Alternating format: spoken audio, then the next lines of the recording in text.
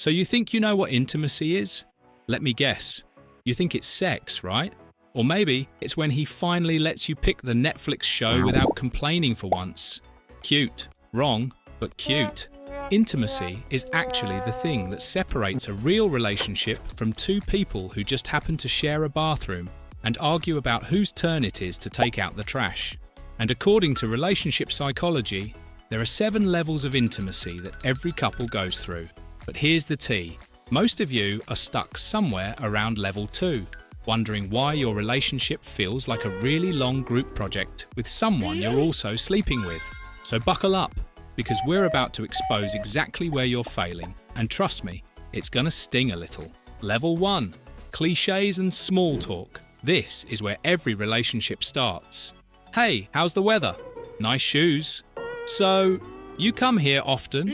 It's surface level garbage that means absolutely nothing, but it's necessary because you can't just walk up to someone and say, "Tell me about your childhood trauma and your deepest fears." Well, you could, but then you'd be single forever. At this level, you're basically 2 NPCs in a video game exchanging programmed dialogue.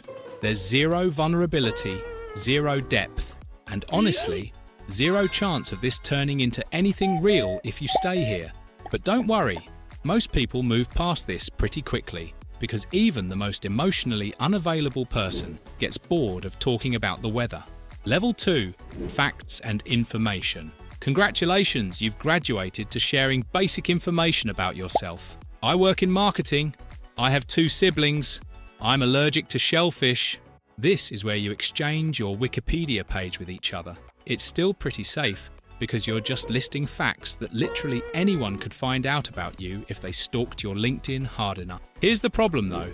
So many couples get stuck here. They know each other's job titles, favorite foods, and Netflix passwords, but they don't actually know each other. You're roommates with benefits at this point. You know his coffee order, but not his actual dreams. You know her work schedule, but not what keeps her up at night. If your relationship feels like you're just 2 people existing in the same space, congratulations, you're trapped at level 2. And honestly, that's not intimacy, babe. That's just cohabitation with extra steps. Level 3, opinions and judgments. Now we're getting somewhere. This is where you finally start sharing what you actually think about things. Your political views, your hot takes on pineapple pizza. It's a crime, by the way. Your opinions on whether his ex was actually crazy or if he's just the problem.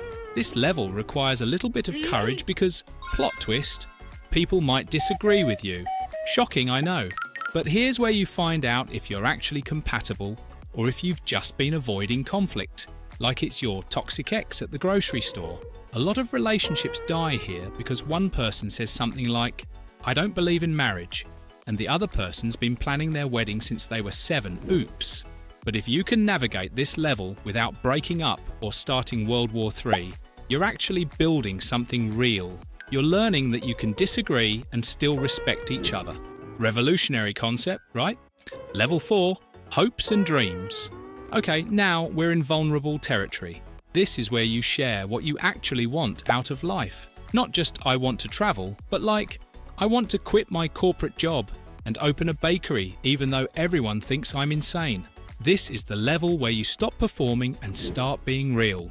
You share your actual goals, your secret ambitions, the things you want but are scared to say out loud because what if you fail?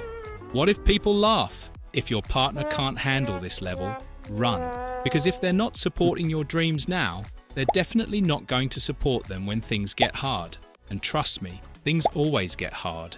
This is also where you find out if you're building a future together or just killing time until someone better comes along. If he can't even pretend to care about your dreams, he's not your person. He's just a placeholder with a pulse. Level 5, feelings and emotions. Welcome to the danger zone. This is where you actually have to talk about your feelings like a functional adult, instead of just bottling everything up and then exploding over something stupid like dishes in the sink. I feel scared. I feel insecure. I feel like you don't actually listen to me when I talk, and you're just waiting for your turn to speak. Most people hate this level because it requires you to be emotionally naked. And let's be honest, That's way scarier than being physically naked. At least, when you're physically naked, you can turn off the lights. But emotional vulnerability? That's full fluorescent lighting, baby. But here's the thing. If you can't share your feelings without your partner getting defensive, dismissive, or disappearing for 3 days, you don't have intimacy. You have a situationship with someone who's emotionally constipated. Level 6. Faults, fears, and failures. Oh boy, here we go.